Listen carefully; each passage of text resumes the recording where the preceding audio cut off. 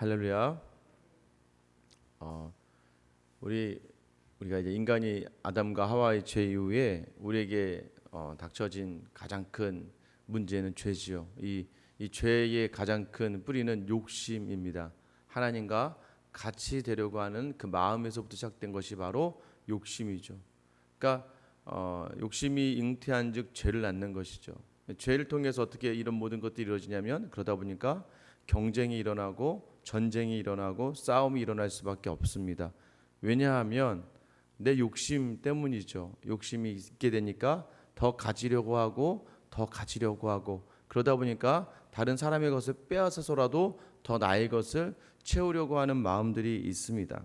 계속해서 인생은 싸움이 될 수밖에 없는 것은 죄 가운데에서 첫 번째는 무엇입니까? 나와의 싸움이 될 수밖에 없죠. 계속해서 나를 다스려야 하는 오늘을 자야 되냐, 일을 해야 되냐, 공부를 해야 되냐, 또는 이 청소를 해야 되냐, 쉬어야 되냐라고 하는 나의 유익과의 싸움이 계속됩니다. 나에 대한 싸움이 계속되죠. 두 번째는 이제 우리가 살아가다 보면 개인 간의 서로 간의 대인 간의 관계 속에서 이루어집니다. 특별히 이제 부부가 되는 젊은 친구들이 항상 올 때마다 저는 이렇게 이야기합니다. 우리가 죄인이기 때문에 절대 안 싸울 수는 없습니다. 여러분이 이제 TV나 무슨 프로그램 보면 우리 부부는 절대 싸우지 않았습니다.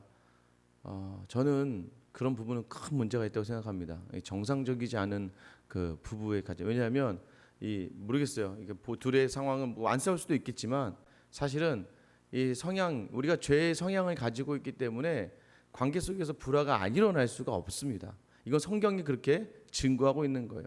우리가 죄인이기 때문에 어느 한쪽에서 힘의 논리로 말미암아 표현을 안 하고 어느 한쪽에서는 자기 유익으로 말미암아 표현을 안 할 뿐이지 어쨌든 갈등이 있고 안에 계속해서 경쟁이 있고 싸움이 있을 수밖에 없다는 것이죠. 그래서 저는 결혼하는 청년들에게 항상 오면 얘기합니다. 잘 싸워라. 잘 싸워야 된다. 안 싸우려고 하면 병나고 잘 싸워서 꼭 끝내 서로 간의 그 싸움이 다음을 더 좋은 방향으로 나아갈 수 있는 그런 방향으로 만들어 가야 된다라고 이야기해요. 세 번째는 뭐예요? 우리끼리 이제 또 잘 이제 지내야 되는 경쟁 가운데 있죠. 우리라는 그 공동체 안에서 여기에서 또한 잘 싸워야 됩니다. 여기에서도 잘 결과 끝에서 항상 특별히 교회는요. 모든 끝에서 하나님의 덕이 드러나고 하나님 앞에 영광을 돌리는 일이 나타나줘야 그것이 온전한 하나님의 공동체가 되는 거예요. 어제도 이제 SNS를 이렇게 보다 보니까 이제 안 믿는 사람들이 페이스북에 올리지 않습니까? 제대로 된 교회가 있으면 나한테 소개 좀 해줘라. 근데 그 교회 가고 싶다. 성경에서 말하는 그 교회, 내가 그 교회 가겠다. 어디 있냐 그 교회가. 요즘 이제 하도 뒤숭숭하니까 그러는 거겠죠. 여러분 공동체, 특별히 하나님의 공동체는 끝에서 하나님의 덕과 하나님의 영광이 드러나줘야 되는 것이죠. 그런데도 불구하고 이게 우리가 이 모든 원래 이런 갈등과 싸움의 끝이 어디서 끝나는 거예요? 예수 그리스도의 십자가에서 끝나야 되는 거예요. 왜냐하면 하나님께서 자기의 모든 것을 포기하시는 그 사랑을 우리에게 비춰주셨기 때문입니다. 그래서 이 세상을 살아가는 모든 상황과 관계 속에서 우리가 모든 경쟁을 끊어내고 욕심을 끊어내고 죄를 끊어낼 수 있는 유일한 방법은 예수 그리스도의 십자가밖에 없어요. 그 십자가를 붙들고 그 사랑을 붙들고 나아가지 않으면 모든 곳에서 전쟁이 시작될 수밖에 없는 것이죠. 그 특별히 교회가 왜 그러한 가운데 있어야 되는가? 왜 우리 교회가 특별히 이렇게 통계를 보다 보니까 교회의 고발 건수들이 엄청 많더라고요. 교회 안에서 일어나는 또 교회 간에 일어나는 그래서 세상과 교회가 또 고발하는 사건들까지 관련되면 엄청나게 많아요. 그래서 심지어는 이제 교회 그 갈등과 교회의 어떤 그러한 다툼에 대해서 전문으로 하시는 분도 있더라고요. 오늘 본문은 또 마찬가지입니다. 오늘 본문도요. 교회 안에 문제가 발생하죠. 1절입니다. 너희 중에 누가 다른 이와 더불어 다툼이 있는데 구태 불의한 자들 앞에서 고발하고 성도 앞에서 하지 않느냐. 교회 안에서의 다툼이 있는데 이것을 불의한 자들, 불의가 무엇입니까? 의인이 아닌 자들이죠. 하나님을 알지 못하는 자들에게 교회 안의 문제를 가지고 가서 그곳에서 너희가 그들에게 판단을 받아야 되느냐라고 지금 고린도 교회의 문제를 지적합니다. 2절이죠. 성도가 세상을 판단할 것을 너희가 알지 못하느냐. 세상도 너에게 판단받겠거든 지극히 작은 일 판단하기를 감당하지 못하겠느냐. 우리는 세상을 판단해야 될 사람입니다. 세상을 심판해야 될 성도예요. 마지막 끝에서 예수 그리스도께서 세상을 심판하실 거예요.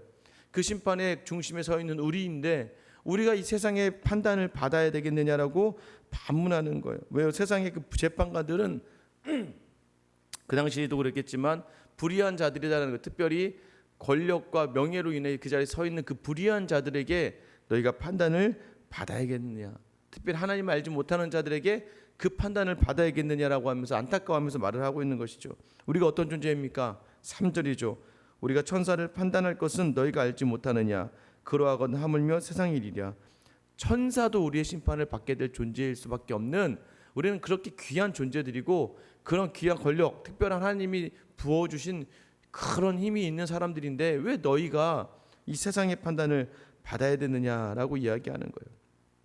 4절 말씀 보세요. 그런즉 너희가 세상 사건이 있을 때에 교회에서 경히 여김을 받는 자들을 세우느냐. 어떻게 보면 우리가 볼 때 불쌍한 자들, 품어야 될 자들, 전도해야 되고 안타까워야 될 자들이 너희를 판단하는 자리에 서 있는 것, 그래서 어떻다는 겁니까? 5절에 내가 너희를 부끄럽게 하려 하여 이 말을 하노니. 야, 이건 정말 부끄러운 일이다. 너희 가운데 그 형제간의 일을 판단할 만한 지혜 있는 자가 이같이 하나도 없느냐. 정말 부끄러운 것은 이것을 지혜로 해결할 자가 없느냐. 이 지혜가 어떤 지혜입니까? 세상의 지혜로 해결하는 그런 것이 아니라 하나님의 지혜로 이것을 해결할 자가 없느냐. 이 얘기는 뭐예요? 너희 안에 정말 하나님이 원하시는 바대로 이 모든 것을 풀어낼 자들이 없느냐, 이것을 해결할 자들이 없느냐. 그러니까 결국은 무엇입니까? 어떻게 이것이 해결되어져야 되는지에 대해서 하나님의 지혜로 풀어내야 되는데 다들 욕심으로 말미암아 세상의 지혜로 나아간다는 것입니다. 그럼 너희가 잊지 말아야 될 것이 무엇이냐? 6절부터 8절이죠. 형제가 형제와 더불어 고발할 뿐더러 믿지 아니하는 자들 앞에서 하느냐. 너희가 피차 고발함으로 너희 가운데 이미 뚜렷한 허물이 있나니 차라리 불의를 당하는 것이 낫지 아니하며 차라리 속는 것이 낫지 아니하냐. 너희는 불의를 행하고 속이는구나. 그는 너희 형제로다. 형제가 형제를 향하여서 이렇게 서로 간에 고발하고 서로 간에 다투는 것이 이것이 맞느냐라고 묻는 거예요. 교회 안에서도 왜 다툼이 일어납니까? 교회 다툼이 일어나는 건 뭐예요? 저 형제를 통하여 내가 이득을 취하겠다는 마음이 있기 때문입니다. 특별히 이제 교회 안에 일어나는 많은 문제들 중에 하나는 이제 돈에 대한 문제죠. 제가 이제 가능한 여러분들에게 서로 간에 동거를 하지 말라고 말씀을 드리는데 돈을 꾸어달라고 합니다. 급하니까 꾸어달라고 하겠죠. 힘드니까 꾸어달라고 하겠죠. 근데 꾸어주는 사람의 마음이 문제가 있습니다. 이것을 꾸어줄 때 이것을 꾸어줌으로 해서 이자를 받을 생각을 하거나 이것을 꾸어줌으로 해서 내가 교회 안에 저 사람보다 우위에 있다는 것을 느끼게 하거나 그저 그냥 동정의 마음을 가지고 이 돈을 꾸어주거나 하는 그런 인간적인 나를 위한 것의 방편에서의 돈을 꾸어줌이 되면 나중에 반드시 이런 갈등의 문제가 생길 수가 있습니다. 어떤 마음입니까? 정말로 그 형제를 사랑하는 마음으로 하나님께 하듯이 내가 그래 이 돈을 못 받을 생각을 하고 꾸어주려는 마음이 있걸랑 꾸어주기 싫으면 정말 그때는 잠깐 서로 간에 마음이 어렵더라도 최소한의 그냥 미안해 이건 내가 그냥 줄게 근데 더 이상은 나도 어려울 것 같아라고 솔직한 마음과 심정으로 이야기하는 게 오히려 더 나을 수 있다는 것이죠. 그런데 나중에 어떻게 됩니까? 내가 그 사람에게 무언가를 얻을 생각을 하고 있었기 때문에 돈이든 명예든 어떤 자랑이든 간에 얻을 생각이 있었기 때문에 그것으로 문제가 생겼을 때 반드시 갈등이 생기게 된다는 것이죠.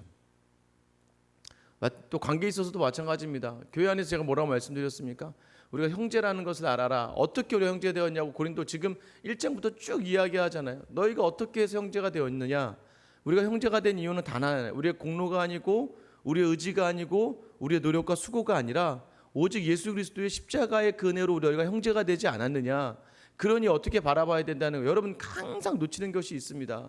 항상 놓치는 것이 있어요. 뭐냐면 우리가 상대방을 바라볼 때 내 기준 내 관점으로 바라보면 절대 내 마음에 든 사람이 하나도 없습니다. 하나도 없죠. 여러분 앞에선 저도 마찬가지예요. 여러분이 저를 그저 인간적인 눈으로 바라보기 시작하면 마음에 드는 구석이 어디 있겠습니까? 제가 여러분은 원하는 대로 제가 하지 않습니다. 또 반대로 여러분은 제가 원하는 대로 하겠습니까? 그러지 않아요. 우리가 오직 하나님 때문에 이 자리에 연결된 하나님으로 말미암아 하나 된 가족이기 때문에 서로를 바라봄에 있어서 하나님을 통해서 바라봐야 될 형제 자매라는 것을 놓치는 그 순간에 우리는 세상의 관점으로 서로를 바라보면서 뭐 하나 할 때마다 전부 다 이제 마음에 들지 않기 시작하는 겁니다. 왜요? 살아온 방식이 다르잖아요. 우리가 살아온 문화가 다르잖아요. 어떻게 같겠습니까? 그죠? 저도 이렇게 많은 사람들을 판단하고 여러 많은 사람들을 함부로 이야기해. 심지어는요, 지금 돌아보면 부끄러울 정도로 예전에 교회 생활을 하다가 보면 많은 분들을 판단했던 생각이 나요. 그런데 지금 돌아보면 내가 그보다 더 악한 사람이라는 게 확인되어지는 삶이 우리의 삶 아니겠습니까? 그래서 형제간의 관계 속에서도요, 여러분, 저는 여러분에게 좀 권하고 싶은 게 이겁니다. 어쩜 저렇게 못돼 먹은 사람이 있을까라고 느껴진다면 여러분, 그 사람에게 필요한 건 무엇입니까? 여러분에게 주신 하나님의 사랑을 그 사람에 보여주는 거예요. 나는 저 사람 싫어요, 하나님. 그래서 내가 솔직히 인정하라고 말씀하지 않습니까? 하나님, 저 사람 진짜 싫어요. 전 진짜 싫은데 내가 하나님 때문에 섬깁니다. 라는 고백을 해야 돼요. 하나님 때문에 섬기는 거예요.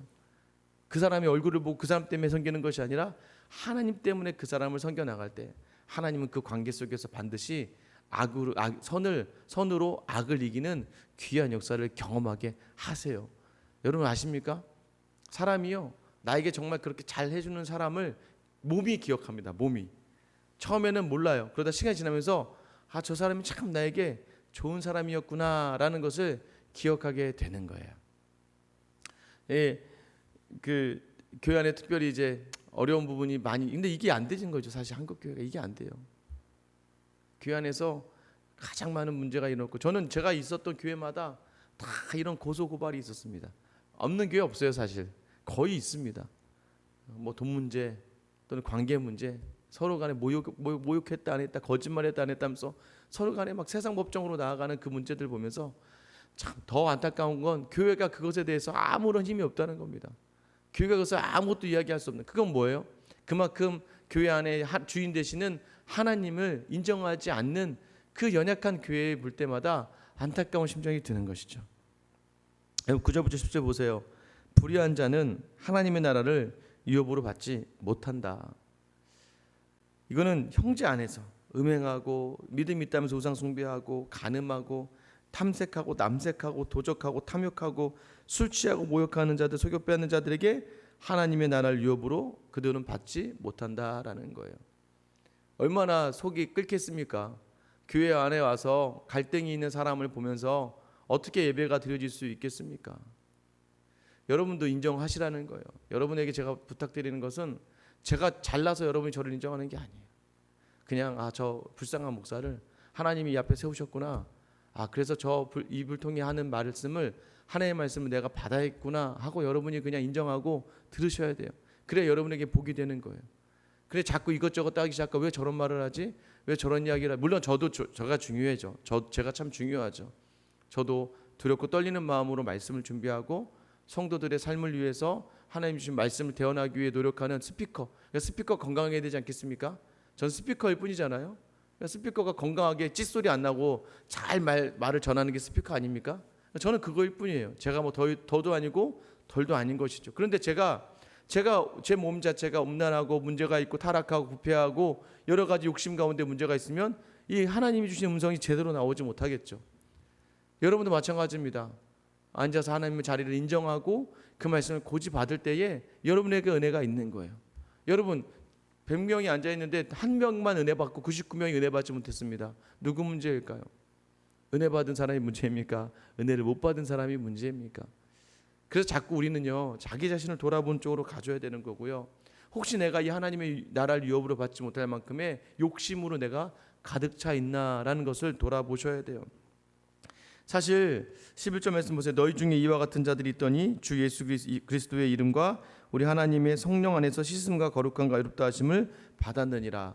너희가 이것을 알아라. 이전에 너희도 이와 같은 자들이었다. 불의한 자들이었어. 하나님의 나라를 유업으로 받지 못할 자들이었는데 기억할 것은 그리스도 예수의 이름과 성령 안에서 너희가 씻음을 받았고 거룩하여지고 의롭다 하심을 받았다는 것을 기억하라. 이것은 무엇입니까? 너희가 하나님의 특별한 사랑을 받은 사람이기 때문에 이 모든 갈등을 어떻게 풀어나가야 되느냐? 너희가 받은 그 사랑으로 풀어내라라는 거예요. 여러분 이 사랑이 더 놀라운 거예요. 제가 예전에 어르신들 모임을 할 때 항상 이야기하는 게 있습니다. 돌아가시기 전에 재산 문제, 돈을 안 줘서 차라리 안 주는 게 낫지, 어설프게 정리가 안 되고 돌아가시면 나중에 자녀들에게 큰 문제가 일어납니다. 자녀요, 형제 자매 혈육 같죠? 돈 앞에서는 다 무너집니다. 제가 일전에 한번 장례를 치른 적이 있어요. 사실은 저희가 이제 장례를 보통 치르면 이제 가서 임종 예배 드리고, 이제 입관 예배 드리고, 위로 예배 드리고, 윗관 예배 드리고, 이제 발인 예배 드리죠. 발인 예배 드리고, 이제 화장장까지 가면 화장 예배 드리거나, 아니면 이제 바로 이제 이렇게 땅에 묻으면 바로 그 사간 예배를 드리면서 이제 끝나게 되는데요. 보통 이제 화장을 요즘 많이 하니까 화장 예배까지만 드리고 오면 되는데, 갔더니 다 형제들이 저희 이제 교우뿐만 아니라 형제들이 다 교회를 열심히 다니시더라고요. 가는데 이제 예배 드릴 때마다 막 아멘으로 받으시고 눈물을 흘리시고 너무 좋은 거예요. 그러니까 또 예배도 저도 이제 정말 우리 이분 성도님께서 정말 자녀들을 잘 이렇게 하셨구나. 너무 좋아서 저도 이제 그쪽에서도 계속해서 이제 심지어는 이제 나중에 학원을 마치고 화장을 하고 학원을 마치고 집에까지 가서 예배를 드려달라고 그러더라고요. 저도 좀 많이 피곤하고 힘들었는데 그렇게까지 막 모든 가족들이 원하니까 그럼 그렇게까지 하셔서 이제 기쁜 마음으로 다 예배를 드리고, 이제 그 어머니가 사셨던 반지하 방에서 다 같이 앉아서 예배를 드렸습니다. 예배 잘 드리고, 이제는 어머니가 지금 그 나라 기억하면서 우리 하나님 나라 만나서 살아요 여러분서 아멘으로 받고 딱 일어나는데 정말 다들 공손하게 인사하시고. 근데 제가 이제 올라오다가 이제 신발 쭈뼛쭈뼛하다 좀 오래 걸리고 나온 찰나인데, 이제 지나가려면 반지하니까 이제 뭐예요? 그 창문 옆을 지나가야 되잖아요. 지나가려고 했는데 갑자기 거기서부터 고성이 들리기 시작한 겁니다. 반지하 몇 천만 원 안 되는 그거 가지고 이거 누구 거냐? 이게 지금 누구 거냐? 내가 엄마 옆에 살아서 엄마 많이 도와줬으니까 내 거다. 아니면 이제 막 아들 거다. 아니 그 몇 천만 원 안 되는 거, 2, 3천만 원도 안 되는 거 가지고 그 자녀 4명 교회 장로님, 권사님, 집사님이란 분들이 막 그거 가지고 서로 누구 거냐부터 해서 막 싸우기 시작하는데 제가 그 자리를 못 지나가겠는 거예요. 금방 예배 그렇게 드리고 은혜롭게 어머니 하늘나라 보내드렸는데 거기 앉아가지고는 2,500만 원, 3천만 원도 안 되는 걸 가지고 계속 서로 막 누구 거냐, 내 거냐, 네 거다 하면서 싸우기 시작하는데 제가 너무 민망하더라고요. 금방까지 그 예배 드리고 어머니 보내드리고 한 건 눈물 흘렸던 건 다 뭡니까? 제 그 순간 어이가 없었어요. 가족끼리도 돈 몇 푼은 아니겠지만 그 몇 천만 원 때문에 형제 자매 간에 부모가 돌아가신 그날, 금방 화장을 하고 묻고 온 그날, 목사까지 초대해서 마지막 예배까지 드려달라고 하는 그날, 거기서 그렇게 그 돈 가지고 싸우는 거예요. 그거 보면서 제가 이 세상 형제들도요, 여러분들이 제가 부탁드리시는 건 꼭 돌아가시 전에 지혜롭게 자녀를 다 앉혀놓고 자녀들이 납득할 만큼 그 나머지 유산에 대한 걸 꼭 얘기하셔야 돼요. 몇 푼 없으니까 몇 푼 안 가진 거 가지고 싸우다 끝난다니까요. 그래서 제가 보면서 제가 이게 쉽지 않구나. 여러분 보세요. 혈육도 그거 가지고 문제가 되는 거예요. 그래서 오직 그리스도 예수 이름, 오직 성령 안에서 우리에게 주신 그 기쁨, 우리를 씻어주신 거, 거룩하게 하신 거, 의롭다게 하신 그 기쁨으로 살아가는 것, 그것으로 우리가 관계를 회복하지 않으면 안 된다라고 이야기하는 거예요. 그럼 결국 무엇입니까? 싸울 수밖에 없다는 거예요. 교회 안에서도 다툼이 있고 갈등이 있을 수밖에 없다. 왜요?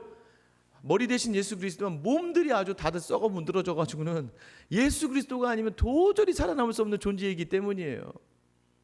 부부간에서도 싸우기 시작하죠. 싸웁니다. 누가 이깁니까? 누가 져줘요? 더 사랑하는 사람이 져주는 거예요. 더 성숙한 사람이 져주는 거예요. 유치원 애랑 싸우면서 끝까지 유치원하고 말로 싸워서 끝까지 이길 분이 계십니까? 아니잖아요. 그래 네가 맞다. 애들이 캥하면 그래 네가 옳다 하면서 그냥 봐주는 건 누구예요? 성숙하고 내가 더 그를 사랑하니까. 자녀하고 싸우면서 이기는 부모가 있으면 그 부모는 부모가 아닐 수 있습니다. 자녀하고 싸우면서 이길 수 있나요? 못 이겨요. 저도 요즘에 저희 첫째 아이 눈치를 정말 많이 보고 다닙니다. 무슨 말 한번 하고 나서 그 아이 눈치를 봐요. 제가 요즘에 이게 무섭구나 애들이. 여러분 자녀를 어떻게 이길 수 있겠습니까? 누가 지는 거예요? 사랑하는 사람이 지는 거예요. 그래서요 하나님이 우리를 너무 많이 사랑해서 져주신 거예요. 자기 아들 십자가에 달려주시기까지 져주시는 하나님이세요. 왜? 우리를 너무 사랑하니까. 우리를 너무 많이 사랑하시니까 우리를 왜 져주신 거예요. 교회 안에서는 누가 져주는 겁니까? 교회 안에서는 하나님을 더 사랑하는 사람이 그 사랑을 가지고 다른 사람을 바라보며 져주는 거예요. 한마디 하면 돼요. 대대대대 가면서 서로 논리적으로 합리적으로 누가 잘못했네 누가 못했네가 아니라 그냥 누가 나에게 관계적 어려움이 있으면 내게 아직 하나님의 그 사랑이 부족하구나, 내게 아직 그 은혜가 부족하구나. 그래서 어떻게 하면 돼요? 미안해 한번 하면 돼요. 그냥 그러면 돼요. 죄송합니다 한번 하면 돼요. 그걸 가지고 어떻게든 이겨보겠다. 제가 그게 아니고요. 저 원래 그 성격이 아니고 원래 제가 그렇게 잘못한 게 아니고 하면서 아니 뭐 당신은 잘했어라고 하면서 싸우는 게 문제가 아니에요. 그렇게 뭐예요? 내가 그 수준밖에 안 돼. 내 안에 그 사랑, 특별히 교회 안에서는 내 안에 그 사랑밖에 없는 거예요. 특별히 이 교회 송사 문제는 참 부끄럽습니다. 저는 목사인 저도 부끄럽고요. 다른 모든 사람들에게도 부끄럽습니다. 세상 사람들이 그러니까 교회를 요즘에 아주 그냥 잡은 거예요. 저는 확신하는 거 하나가 있습니다. 이 시간이 하나님이 한국 교회에게 주시는 저는 기회라고 생각해요. 제발 좀 정신 좀 차려라. 니네가 기도 안 하니까 이 나라 이 민족과 이 나라가 이 모양 되는 거 아니냐. 누가 맞아요? 진보가 맞습니까? 보수가 맞습니까? 다 틀리는 거예요. 세상은 다 불의한 거예요. 다 자기들의 욕심을 위하는 거지 어디가 맞는 거 아니에요. 뭐 논리적이요. 그 논리는 누가 만든 논리입니까? 그 논리는 세상이 바뀌면 또 바뀌어요.